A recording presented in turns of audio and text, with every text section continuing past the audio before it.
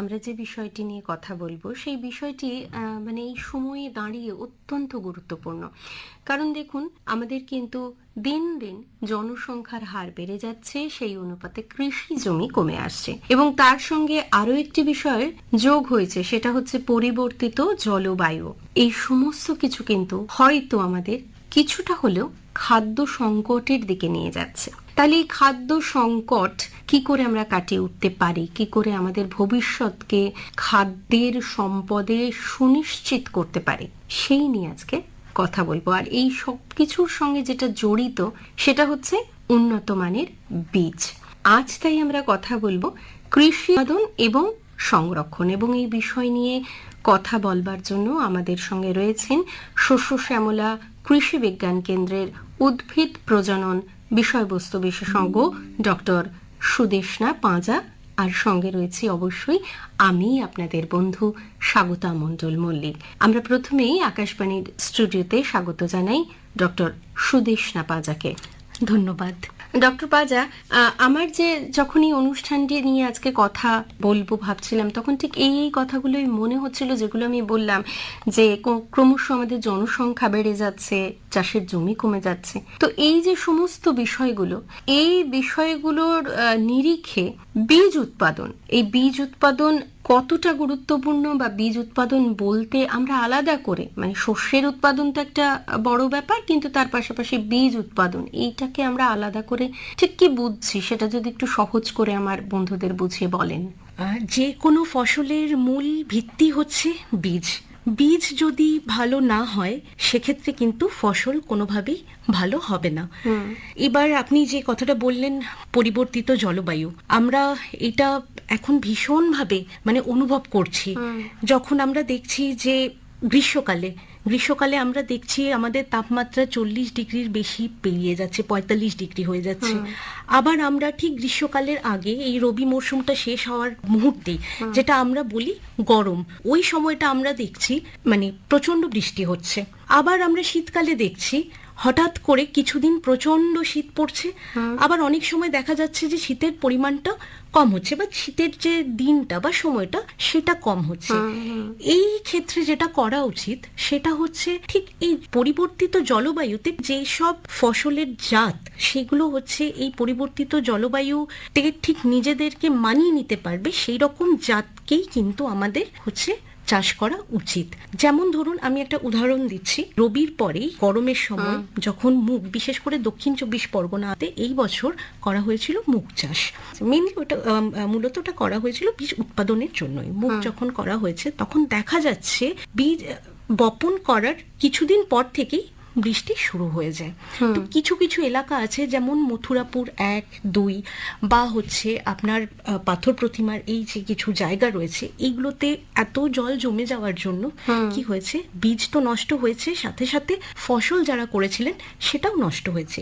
সেই ক্ষেত্রে আমরা যদি এমন একটা জাত, যেমন আমরা এই বছর করেছি হীরা বলে একটি জাত, সেই জাতটি হচ্ছে মোটামুটি 60 থেকে 65 দিনের জাত। সেই জাতটি যদি আমরা একটু জানুয়ারির দিকে, একদম প্রথম দিকে যদি বপন করে করতে পারতাম, তাহলে মোটামুটি মার্চ, এই বৃষ্টিটা যখন থেকে ভীষণভাবে শুরু হয়েছে তার আগেই কিন্তু আমরা ফসলটা ঠিক কেটে নিতে পারতাম। এইটি হচ্ছে জাত নির্ধারণ। তারপর আমাকে দেখতে হবে যে এই জাতের সঠিক বীজ, গুণগত বীজ আমি কোথায় পাচ্ছি। তার জন্য কি করতে হবে, তার জন্য যে নিকটবর্তী আমাদের এডিএ যে অফিস রয়েছে, তারপর যেসব বিশ্ববিদ্যালয় রয়েছে, কৃষি বিশ্ববিদ্যালয় বা কৃষি বিজ্ঞান কেন্দ্র আছে, তাদের সাথে যোগাযোগ করতে হবে এই বীজ পাওয়ার জন্য। আরেকটা হচ্ছে, চাষিরা নিজেরাও কিন্তু গুণগত বীজ উৎপাদন নিজেরা করতে পারেন। তার জন্য কি কিছু বৈজ্ঞানিক পদ্ধতি আছে। কারণ বীজ যদি ভালো না হয়, বীজের গুণগত মান যদি ভালো না হয়, তখন যেটা হয় সেটা হচ্ছে অঙ্কুরোদ্গমের হার কমে যায়। সেক্ষেত্রে কি যতগুলো গাছ পাওয়ার কথা ছিল আমরা ঠিক ততগুলো গাছ পাবো না।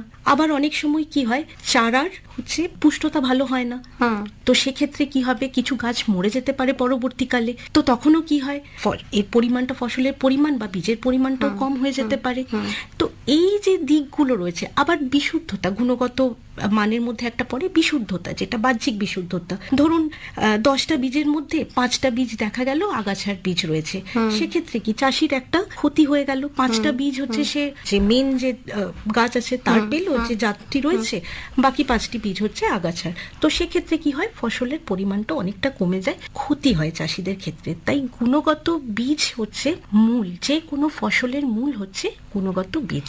অর্থাৎ বীজ উৎপাদন বলতে আমরা এটা বুঝি যে একটা ভালো স্বাস্থ্যকর বীজ তৈরি করা, এবং সেটা তৈরি করার সময় আমাকে এটাও মাথায় রাখা যে আমি কোন জলবায়ুর অধ্যুষিত এলাকাতে রয়েছি, সেই এলাকা অনুযায়ী আমার সেই বীজ নির্বাচন করে সেইটিকে উৎপাদনের দিকে বিশেষ দৃষ্টিভঙ্গি দিতে হবে। এই সমস্ত বিষয়গুলো আমাদের জানতে হবে, তাই তো? একদম। এবং আসবো আমি এগুলো পরপর প্রত্যেকটার মধ্যেই প্রবেশ করার চেষ্টা করব। কিন্তু তার আগে যেটা আমি জানতে চাইবো যে এই সাধারণ শস্য উৎপাদন, মানে ধরুন আমরা রোজকার দৈনন্দিন যে শস্য উৎপাদন করছি বা প্রথাগত চাষ যেটা করছি, সেইটার সঙ্গে বীজ উৎপাদনের পার্থক্যটা কোথায়?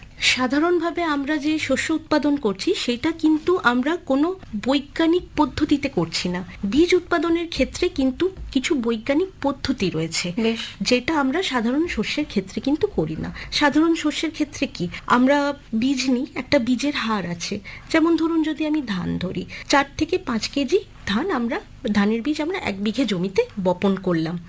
এবার কখনো চাষিদেরকে দেখা যায় 3 কেজিও করছেন, কখনো দেখা যায় 6 কেজি করছেন। কিন্তু বীজ উৎপাদনের ক্ষেত্রে ওই হারটা কিন্তু 4 কেজিই হবে যদি আমরা খারিফ মরশুমের জন্য করি। আবার যদি বড় মরশুমের জন্য করি তখন কিন্তু 5 কেজি 1 বিঘে জমির জন্য, এর বাইরে কিন্তু নড়চড় হবে না। এইটি একটি হলো। দ্বিতীয়ত বীজ শোধন, যেটা আমরা যখন সাধারণভাবে ফসল উৎপাদন করি তখন কিন্তু আমরা এই জিনিসগুলোর দিকে লক্ষ্য রাখি না। কিন্তু সাধারণভাবে ফসল উৎপাদনের ক্ষেত্রেও তো আমরা বারবারই মানে আমাদের যে চাষি ভাই বা কৃষক ভাইরা রয়েছেন তাদেরকে পরামর্শ দেওয়া হয় যে ভালো ফসল পেতে গেলে বীজ শোধন করাটা খুব প্রয়োজন। হ্যাঁ, সেটা তো দরকারি, কিন্তু বীজ উৎপাদন অনেক সময় ফসল উৎপাদনের ক্ষেত্রে চাষি ভাইরা করেন, আবার অনেক সময় করেন না, কিন্তু বীজ উৎপাদনের ক্ষেত্রে এটা করতেই হবে। আচ্ছা।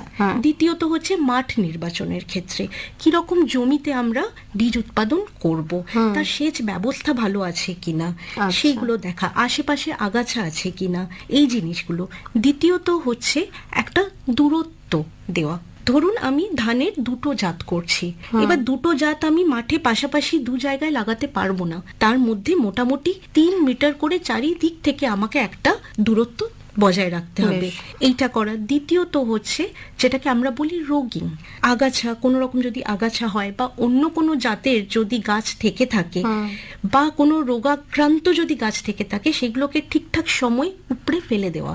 এই জিনিসগুলো কিন্তু ফসল আমরা যে সাধারণভাবে উৎপাদন করি এগুলো কিন্তু আমরা লক্ষ্য নজর করা হয় না। কিন্তু বীজ উৎপাদনের ক্ষেত্রে এই যে বৈজ্ঞানিক পদ্ধতিগুলি আছে এগুলো কিন্তু ভীষণভাবে লক্ষ্য নজর করা দরকার। হ্যাঁ ডক্টর পাজা, আমার আপনার কথা শুনে যেটা মনে হলো যে মানে মা যখন অন্তঃসত্ত্বা হন তখন যেমন তার সেই গর্ভস্থ সন্তানটিকে একটি বিশেষ নজর দেওয়ার কথা আমরা ভাবি, তাকে ঠিক ঠিক সময় প্রতিষেধক দেওয়া বা মায়ের বেশি করে যত্ন করা যাতে তার গর্ভস্থ সন্তানটি সুস্থ জন্মায়, ঠিক তেমন ভাবেই যখন আমরা কোনো বীজ উৎপাদনের কথা ভাববো, শস্য উৎপাদনের ক্ষেত্রেও যত্ন করতেই হয়, নানান রকম যত্নের কথা বিশেষজ্ঞরা বলেন। কিন্তু যখন আমার লক্ষ্য থাকবে যে আমি বীজ উৎপাদন করব, সেই ক্ষেত্রে কিন্তু আরো একটু বেশি নজরদারি, বেশি বৈজ্ঞানিকভাবে সেটাকে মেনে চলতে হবে।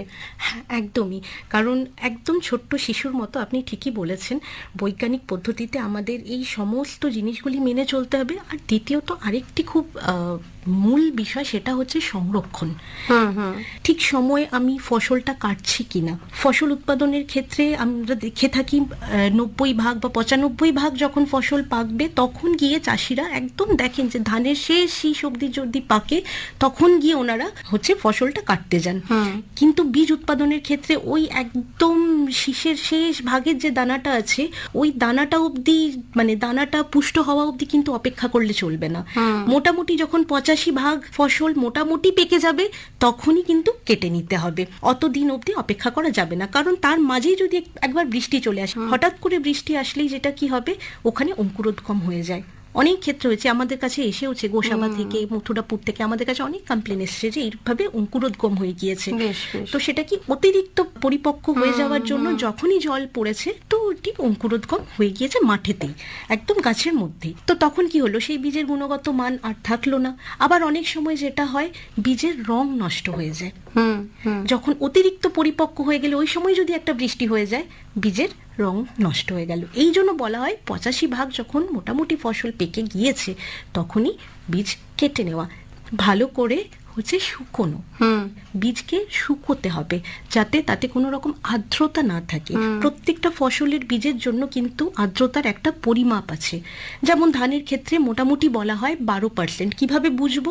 যখন আমরা দানাটাকে দাঁতে নিয়ে ভাঙবো, একটা কট করে আওয়াজ হবে, যাতে দু দাঁতে চেপে না যায় দানাটা। তখন আমরা মোটামুটি বুঝবো যে হ্যাঁ, এটা আর্দ্রতা, ঠিকঠাক আর্দ্রতা আছে। এইবার আমরা এটাকে কি করি, বস্তাবন্দি করে আমরা সংরক্ষণ করতে পারি। তো বারবারই যে কথাটা উঠে আসছে সেটা হচ্ছে যে বীজের গুণগত মান এবং তার বিশুদ্ধতা। এই গুণগত মান কিভাবে বজায় রাখা যাবে এবং বিশুদ্ধতা, সেটাই বা আমরা কি করে বুঝবো যে কতটা বিশুদ্ধ বীজটা, বা বিশুদ্ধতা বজায় রাখবো কি করে? বীজের গুণগত মান বজায় রাখার জন্য প্রথমেই আমি যেটা আগেই বললাম যে ফসল ঠিক সময় কেটে নিতে হবে। ঠিক 85% ফসল পেকে যাবে তখনই কিন্তু ফসলটিকে কেটে নিতে হবে। কেটে যেটা করতে হবে, খুব ভালো করে শুকোতে হবে রোদে। শুকিয়ে দেখতে হবে যে আর্দ্রতার পরিমাণ কতটা আছে। যেমন ধানের ক্ষেত্রে মোটামুটি 12% আমাদের বলা হয় আর্দ্রতা থাকতে হবে। আবার যদি আমরা ডাল শস্য ক্ষেত্রে দেখি তখন কিন্তু 9% বলা হয় আর্দ্রতা থাকতে হবে। তো সেটা কিভাবে বুঝবো? দাঁতে আমরা যখন ভাঙবো একটা কি দুটো বীজকে নিয়ে, তখনই বোঝা যাবে। যদি একটা আওয়াজ হয়, খট করে একটা আওয়াজ হবে, দাঁতে ভাঙলেই বোঝা যায় ওটা। তো তখনই আমাদেরকে বুঝে নিতে হবে যে ঠিক আছে। তারপর আমাদেরকে কিন্তু জুটের বস্তা, যেটা পাটের বস্তা আমরা বলি, কোনো রকমই পলিমারের বা পলিথিনের বস্তা নয়, পাটের বস্তাতে কোনো ঠান্ডা জায়গাতে আমাদেরকে কিন্তু সংরক্ষণ করতে হবে বীজকে। তাহলে কিন্তু বীজ অনেক দিন থাকবে। বাইরের বাতাস যেন কোনো রকম ভাবে বীজে না লাগে। যেখান থেকে বীজ নষ্ট হয় সেটা হচ্ছে আর্দ্রতা থেকে। এই আর্দ্রতা থাকলে কিন্তু বিভিন্ন ছত্রাক ওখানে আক্রমণ করে, বিভিন্ন পোকার আক্রমণ হয়। এই জন্য আর্দ্রতা আমাদেরকে কিন্তু সব সময় কম রাখতে হবে। এবার বেশিরভাগ বীজ যখন উৎপাদন করে চাষিরা, উৎপাদন করে মোটামুটি বিক্রি হয়ে যায়। তারপরে এবার কেউ যদি বেশি দিনের জন্য সংরক্ষণ করতে পারেন, মাঝে 2 মাস অন্তর বা 3 মাস অন্তর কিন্তু একটু রোদে শুকিয়ে নিতে হবে। আচ্ছা, আর বিশুদ্ধতার কথা বলছিলেন আপনি? হ্যাঁ, বিশুদ্ধতা হচ্ছে বীজের 2 রকম বিশুদ্ধতা হয়। এক রকম হচ্ছে জিনগত বিশুদ্ধতা, আরেক রকম হচ্ছে বাহ্যিক বিশুদ্ধতা। এবার জিনগত বিশুদ্ধতা আমরা কিভাবে বজায় রাখবো? তার জন্যই হচ্ছে যখন মাঠ পর্যায়ে আমরা বীজ উৎপাদন করি, সেখানে ওই যে দূরত্ব বললাম, ধরুন আমি 2 থেকে 3 রকম জাত আমি চাষ করছি, পাশাপাশি কিন্তু আমি করতে পারবো না। যদি পাশাপাশি করিও, তখন কি করতে হবে? প্রত্যেক ফসলের জন্য কিন্তু তার ওই দূরত্বর একটা পরিমাপ আছে। যেমন ধানের ক্ষেত্রে 3 মিটার করে পরিমাপ রয়েছে। তো চারিদিক থেকে 3 মিটার আমাকে ছেড়ে তারপর আরেকটি জাত আমাকে কিন্তু মাঠে লাগাতে হবে। আবার যদি আমি ডাল শস্য ধরি, ডাল শস্যের ক্ষেত্রে আবার 9 মিটারের আমাদেরকে একটা দূরত্ব দিতে হয়। তো এই দূরত্বটা বজায় রাখতে হবে, যাতে কি হয়, ফুলের যে পরাগ রেণু আছে, এই রেণুটা একটা জাতের থেকে অন্য জাতে গিয়ে যাতে মিশে না যায়, এইটা দেখতে হবে। এখান থেকে কিন্তু জিনগত বিশুদ্ধতা নষ্ট হয়। দ্বিতীয় আরেকটাও হয়, সেটা যদি আমরা ধইঞ্চে লাগাতে পারি চারিদিকে, তাহলে ধইঞ্চিতে কি হবে, আমার যে সবুজ সার এটাও পেয়ে যাব। আবার কি, এই যে মাঝখানের যে দূরত্বটা, ওতে কি হবে, বাতাসে কি ধইঞ্চেটা একটা গার্ডের মতো দাঁড়িয়ে থাকে, একটা দেওয়ালের মতো দাঁড়িয়ে থাকে। তো কি হবে, সেক্ষেত্রে রেণু কিন্তু এদিক ওদিক হতে পারে না। দ্বিতীয় এটা একটা। আর তৃতীয় হচ্ছে, আমাদেরকে সময়ের একটা ব্যবধান যদি আমরা দিতে পারি, ধরুন দুটোই 120 দিনের জাত, সেক্ষেত্রে একটা জাতকে যদি আমি 15 দিন আগে লাগাই, আরেকটা জাতকে যদি 15 দিন পরে লাগাই, তাহলে দুটো ফুল কিন্তু একসময় দুটো জাতের আসবে না। সেক্ষেত্রে কিন্তু কোনোভাবেই হচ্ছে ওই পরাগ মিলন, এর পরাগ গিয়ে ওই জাতে বা ওই জাতের পরাগ এই জাতে কিন্তু মিশে যাবে না। তো এইখান থেকে কিন্তু জিনগত বিশুদ্ধতা বজায় রাখা। আর বাহ্যিক বিশুদ্ধতা বজায় রাখার হচ্ছে যেটা আগাছা, একদম মাঠ থেকে পরিষ্কার রাখতে হবে, আগাছার বীজ যাতে ওতে না মেশে।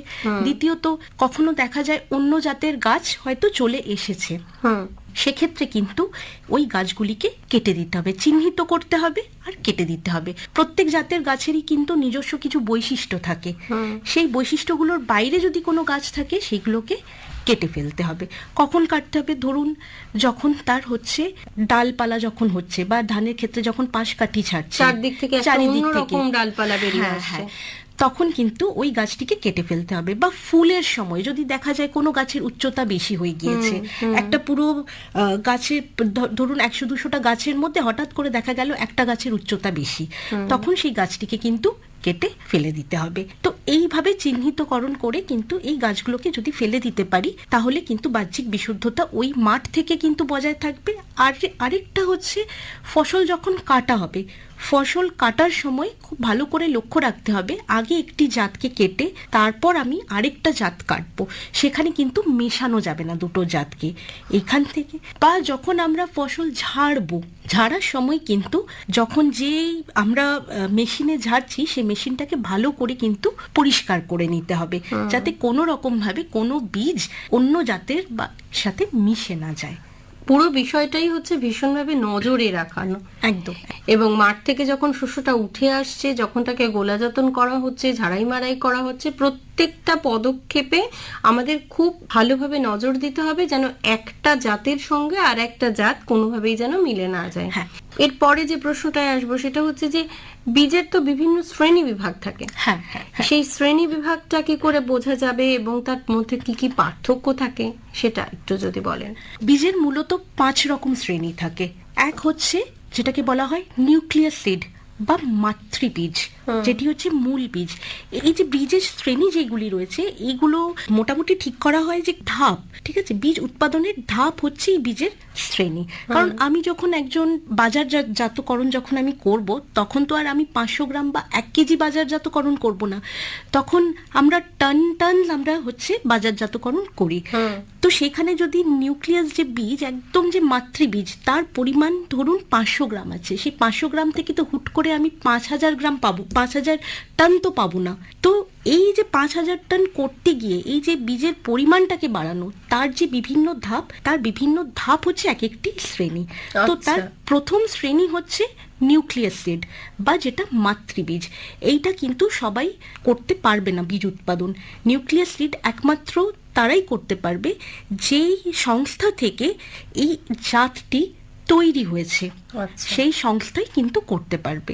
যেমন ধরুন শতাব্দী তৈরি হয়েছে এই জাতটি ধানের, চুচুড়া রাইস রিসার্চ যে স্টেশন আছে, ধান্য গবেষণা কেন্দ্র, ওখান থেকে হয়েছে। তো তারাই কিন্তু, তাদের কাছেই এই নিউক্লিয়াস বীজ থাকবে, তারাই কিন্তু এই নিউক্লিয়াস বীজের উৎপাদন করতে পারবে, বাকি কিন্তু কেউ করতে পারবে না।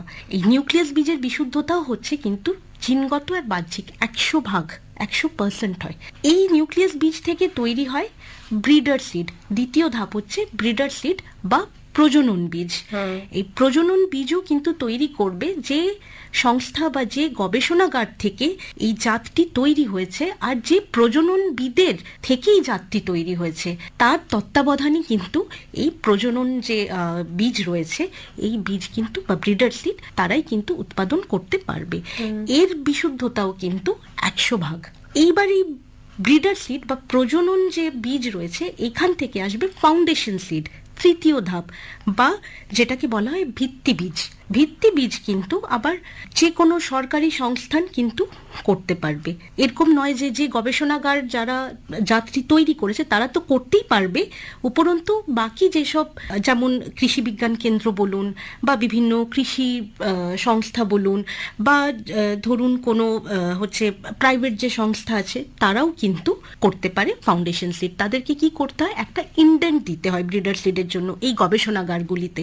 তো সেখান থেকে ওই ব্রিডার সিড তারা নিয়ে আসেন, কিনে নেন, কিনে তারপর সেখান থেকে তারা ফাউন্ডেশন সিড তৈরি করেন, যেটাকে বলা হয় হচ্ছে ভিত্তি বীজ। এর কিন্তু বিশুদ্ধতা মোটামুটি 99 থেকে 100% অবধি বিশুদ্ধতা থাকতে হয়। এইবার সর্বশেষ আসছে সার্টিফাইড সিড বা যেটাকে আমরা বলি প্রত্যয়িত বীজ। এই সার্টিফাইড সিড কিন্তু সবাই তৈরি করতে পারে, আর হচ্ছে এই সার্টিফাইড সিডটাই কিন্তু বাজারজাত হয়। কৃষকরা মানে কিন্তু কৃষক যে বীজটা নিয়ে আসছে সেটা হচ্ছে সার্টিফাইড বা সংশিত বীজ যাকে আমরা বলছি। বা প্রত্যয়িত বীজ। হুম। কারণ এই সার্টিফাইড সিড হচ্ছে আমাদের যে বিভিন্ন প্রত্যয়ন সংস্থা আছে, যেমন আমাদের West Bengal state seed certification agency, তারা কিন্তু প্রত্যয়ন করেন, তারা একটা শংসাপত্র দেন তার বিভিন্ন গুণগত মান দেখে, তবে গিয়ে কিন্তু সেটা আমরা বাজারে বিক্রি করতে পারবো। আরেকটি বীজ আছে, সেটা হচ্ছে ট্রুথফুলি লেবেলড সিড, যেটার জন্য কিন্তু কোনো রকম শংসাপত্র কিছু লাগে না। এটা হচ্ছে স্বঘোষিত, মানে যে কোনো কোম্পানি, অনেক কোম্পানি আছে, অনেকে রয়েছে যারা কি করে নিজেরাই শুধু রেজিস্ট্রেশনটুকু করে এই বীজ উৎপাদনের জন্য, কিন্তু পরবর্তীকালে এই বাইরের কোনো সংস্থা দ্বারা, যেমন আমাদের West Bengal state seed certification agency, এদের দ্বারা কিন্তু কোনো রকম শংসাপত্র দরকার পড়ে না। এটা হচ্ছে স্বঘোষিত বীজ, ট্রুথফুলি লেবেল সিড। এইরকম সিডও কিন্তু বীজও কিন্তু বাজারে বিক্রি হয়। আচ্ছা, এবারে যদি আমি আসি, একজন কৃষক, সে তো সংশিত বীজটা নিয়ে আসছে এবং সেটা নিয়ে চাষ করছে, কিন্তু সে যে সংশিত বীজটা নিয়ে আসলেন তার যে মান, সেই মানটা যে কতটা ঠিক আছে কি ঠিক নেই, সেইটা সে চিনবেন কি করে? প্রত্যেকটা এই যে সংশিত বীজ, তারপর ভিত্তি বীজ বা হচ্ছে আমাদের প্রজনন বীজ, এইগুলোর এক একটা না ট্যাগ থাকে। প্রত্যেকটা বীজের ব্যাগে এক এক রকম ট্যাগ থাকে। যেমন প্রজনন বীজের ক্ষেত্রে ট্যাগের রংটা হয় হলুদ, আবার ভিত্তি বীজের ক্ষেত্রে ট্যাগের রং হয় সাদা, আবার এই প্রত্যয়িত বীজ বা সংশিত বীজ এর ক্ষেত্রে ট্যাগের রং হয় কিন্তু নীল। তো সবার প্রথম চাষিদেরকে যেটা দেখতে হবে সেটা হচ্ছে ওই যে প্যাকেটের গায়ে ট্যাগ রয়েছে কিনা। আবার এই ট্রুথফুলি লেবেল যে আমরা বীজটা বলছি, এর ক্ষেত্রে কিন্তু ট্যাগের রংটা হয় ওপাল গ্রিন বা একটু সবুজ। আচ্ছা, কোন রঙের ট্যাগ রয়েছে, নীল রঙের ট্যাগ রয়েছে না সবুজ রঙের ট্যাগ রয়েছে। যদি দেখা যায় নীল রঙের ট্যাগ রয়েছে, তাহলে সেখানে দেখতে হবে যে কোন সালে এই বীজটা উৎপাদন করা হয়েছে, কখন এই বীজ মানে ফসল যদি আমরা ধরি তাহলে কখন কাটা হয়েছে, তারপর তার হচ্ছে এক্সপায়ারি ডেট দেখতে হবে, অঙ্কুরোদ্গমের হার সব ওই ট্যাগে লেখা থাকে। বিশুদ্ধতার কতটা পার্সেন্ট বিশুদ্ধতা রয়েছে সেটাও কিন্তু ওই ট্যাগে লেখা থাকে। এইগুলো সব কিন্তু দেখতে হবে, সেটা সংশিত বীজের ক্ষেত্রেই হোক বা ট্রুথফুলি লেবেল বীজের ক্ষেত্রেই হোক। তাহলে এবারে আমরা একটুখানি জেনে নেব যে এই বীজের গুণগত মান বা বীজটা কত রকমের হয়, এসব তো আমরা মোটামুটি বুঝলাম, কিন্তু ভালো একটা বীজ সেটাকে আমরা কিভাবে সংরক্ষণ করব, সেটা কি করে নষ্ট হবে না, সেটা কি করে করা যাবে সেটা একটু বলুন। বীজ সংরক্ষণ করার মূল চাবিকাঠি হলো তার আর্দ্রতাটাকে বজায় রাখা। মেইন হচ্ছে আর্দ্রতা। বীজের আর্দ্রতা ভালো করে বীজকে শুকোতে হবে, খুব ভালো করে শুকিয়ে, যেটা আগেও আমি বললাম যে আর্দ্রতা হচ্ছে ওই দাঁতে দিয়ে দেখতে হবে যে আর্দ্রতা ওই 12% বা 9% বা 8% এইরকম রয়েছে কিনা। এই আর্দ্রতাটা কিন্তু বজায় রাখতে হবে। বীজকে কোনোভাবেই খোলা বাতাসে এমনি রেখে দিলাম এরকম রাখলে কিন্তু হবে না। ভালো করে আগে শুকিয়ে বীজকে, তার সাথে আমরা যদি কিছু কীটনাশক বা ছত্রাকনাশক মিশিয়ে বীজকে যদি আমরা রাখতে পারি তাহলে আরো ভালো হয়। মূলত হচ্ছে ওই পাটের যে বস্তা রয়েছে, পাটের বস্তায় ভালো করে এই বীজ কোনো কীটনাশক বা ছত্রাকনাশক মিশিয়ে আমরা যদি পাটের বস্তার মধ্যে ভালো করে মুখ বন্ধ করে কোনো ঠান্ডা জায়গায় যদি রেখে দিই, সেক্ষেত্রে কি কোনো টেম্পারেচার নির্দিষ্ট করা আছে? টেম্পারেচার সাধারণত বলা হয় যে মোটামুটি 20 বা 25 ডিগ্রি এরকম বলা হয়, কোনো দরকার হয় না। একদম ঠান্ডা, যেরকম মাটির ঘর হয় ওই রকম ঠান্ডা খড়ের চাল দেওয়া মাটির ঘরে আপনি রেখে দেবেন, কোনো অসুবিধা হবে না। অনেক দিন বীজ থাকবে। শুধু মাঝে মাঝে বের করে একটু বীজকে রোদ দিয়ে দিতে হবে। কিন্তু বীজ কি হচ্ছে, বীজ তো বিক্রি হয়েই যায়, বেশি দিন রাখতেও লাগে না, বীজ কিন্তু বিক্রি হয়ে যায়। ধরুন আপনি বীজ কেটে নিয়ে এলেন, আপনি কোনো যদি সরকারি সংস্থা থাকে তারা বীজ কিনে নেয়, অনেক সময় যে কৃষি বিজ্ঞান কেন্দ্র আছে তারা বীজ কিনে নেয়, বা যে প্রাইভেট সংস্থা আছে তাদের সাথে যদি কোনো রকম কন্ট্রাক্ট যদি করা হয় তারাও কিন্তু সঙ্গে সঙ্গে বীজ কিনে নেন। আচ্ছা, এখান থেকে আমি জানতে চাইবো যে শস্য চাষ, সাধারণ শস্য চাষ, তার তুলনায় বীজ উৎপাদনের ক্ষেত্রে কি কৃষকের আয় বৃদ্ধি পায়? ভীষণভাবে। কিভাবে? ভীষণভাবে কৃষকের আয় বৃদ্ধি পায়। তার কারণ আমরা যখন শস্য চাষ করছি, আমি ধরুন উদাহরণ দিচ্ছি ধানের মিনিমাম সাপোর্ট প্রাইস এমএসপি হচ্ছে 2300 টাকা প্রতি কুইন্টাল। আমি যদি এমনিও বিক্রি করি বাজারে 30 থেকে 32 টাকা প্রতি কেজি, 2300 টাকা প্রতি কুইন্টাল মানে 23 টাকা প্রতি কেজি, 30 থেকে 32 টাকা প্রতি কেজির বেশি কিন্তু বীজ বিক্রি করা যায় না বীজের দাম, ঠিক আছে? কিন্তু এটা ফসলের ক্ষেত্রে আমি বলছি, কিন্তু যখনই আমি বীজ উৎপাদন করছি তখন কিন্তু 50 থেকে 100 টাকা প্রতি কেজি বিক্রি হয়। যেমন আমরাই কৃষি বিজ্ঞান কেন্দ্র, শস্য শ্যামলা কৃষি বিজ্ঞান কেন্দ্র থেকে আমরাই বীজ উৎপাদন করি। আমরা যখন ধানের বীজ বিক্রি করছি তখন কিন্তু আমরা 50 টাকা প্রতি কেজিতে বিক্রি করি। আবার যখন ধরুন এই মসুর ডালের ক্ষেত্রে, মসুর ডালের ক্ষেত্রে 67 টাকা প্রতি কেজিতে বিক্রি হচ্ছে, মানে ফসল যদি হয় 67 টাকার বেশি হয় না, 67 থেকে কখনো কখনো 70। কিন্তু আপনি যখন বীজ হিসেবে বিক্রি করবেন সেটা 80 টাকা 100 টাকা অবধিও কিন্তু হয়। তো এই জন্য লাভের পরিমাণটা অনেক বেশি থাকে। তাহলে একজন প্রান্তিক বা একজন ছোট কৃষক এই বীজ উৎপাদনের সঙ্গে যদি তারা যুক্ত হন, তারা কিভাবে লাভবান হতে পারেন? দেখুন, বীজ উৎপাদন কিন্তু এককভাবে হবে না, বীজ উৎপাদন সমষ্টিগতভাবে আপনাকে করতে হবে। তার জন্য যেটা করতে হবে, আপনাকে পার্শ্ববর্তী যে কৃষি আধিকারিক রয়েছে ব্লকে, বিশ্ববিদ্যালয় রয়েছে বা কৃষি বিজ্ঞান কেন্দ্র আছে, তাদের সাথে যোগাযোগ করতে হবে। তাদের সাথে যোগাযোগ করে প্রশিক্ষণ নিতে হবে বীজ উৎপাদনের। প্লাস হচ্ছে বীজ, তার সোর্স, কোথা থেকে বীজ পাবো, একটা শুধু তো বীজ উৎপাদন করব বললেই হবে না, তার লাইসেন্স দরকার বীজের। এই সবগুলো কিন্তু তাদেরকে আগে এই কৃষি আধিকারিক বা কৃষি বিজ্ঞান কেন্দ্র বা বিশ্ববিদ্যালয়, কৃষি বিশ্ববিদ্যালয়, এদের সাথে কিন্তু যোগাযোগ করে প্রশিক্ষণ নিয়ে কথা বলে কিন্তু তাদেরকে এগোতে হবে। আর সমষ্টিগতভাবে করলে ফসল উৎপাদনের থেকে কিন্তু বীজ উৎপাদন অনেক অনেক বেশি লাভজনক। বন্ধুরা, আজ আমরা কথা বললাম কৃষির স্থায়িত্ব বৃদ্ধিতে উন্নত বীজ উৎপাদন এবং সংরক্ষণ